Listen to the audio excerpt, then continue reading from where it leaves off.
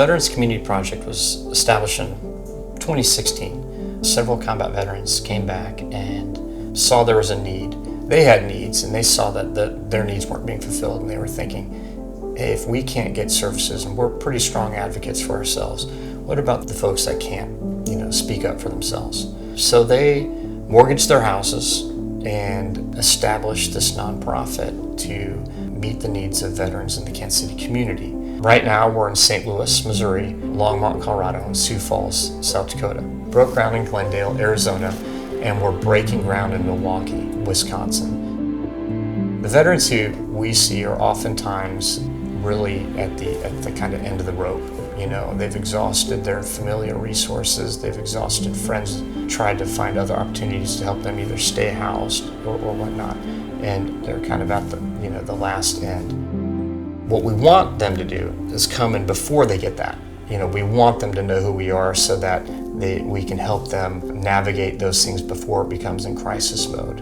We have kind of two-forked approach. One is our outreach. Our outreach component involves being a front door for veterans to come in the community. Any veteran can come in regardless of economic status. You can come in through our doors and you have the capacity to receive food-related services, emergency assistance-related services, and then VA benefit navigation services. We help people reestablish contact with families. We help people with securing jobs. It really runs the gamut depending on what you need. The other side of that is our residential program. So this is where veterans have an opportunity to apply for and live on site for free, have wraparound case management services to help get back on their feet.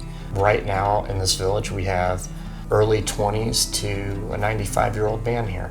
We strive to provide a safe environment for them to overcome the obstacles that are prohibiting them from seeking stable and permanent housing. From a building perspective, this is a slab-on-grade tiny home. It's 240 square feet for our single units. Parts of the building process were done by contractors and parts of it were done by volunteers. So what we're trying to create is fundamentally 240 square feet of dignity for our residents. One of the reasons that we were working with Christian Brothers is we found that several of the housing units built during the first phase of our construction process, the roofing systems were not applied to the best that they could have been. And that fundamentally is why we were looking for partners to help us re-roof 25 of our homes. There were some needs because there was a lot of leaking in a handful of these buildings, and they wanted to partner with a local contractor to do the labor portion of that if they donated shingles. So we got involved because there were, out of these 25 that we're replacing, a handful of them had leaks, and GAF was willing to donate shingles, so we stepped in to help with labor and accessories and that kind of thing. Each of these homes has a kind of a unique system for ventilation, and what we're doing is we're correcting some issues that we're allowing leaking in, because the complexity of the ventilation is such a large percentage of the project itself. We thought it'd be better just to do the whole roof. So 25 of these we're stripping off, correcting the ventilation, and re-shingling the building.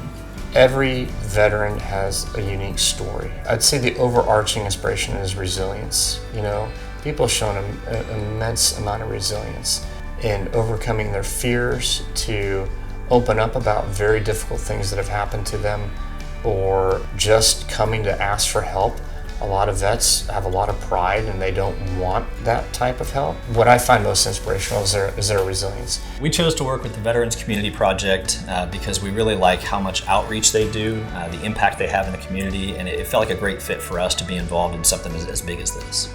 I hope our veterans can obtain stable housing and strengthen their lives, and they just need a little bit of help at the right time. And I'm hoping that they take advantage of that and do what they need to do to overcome the obstacles that are in front of them, and that they have healthy and happy lives. Self-determination and happiness are critical to being, content.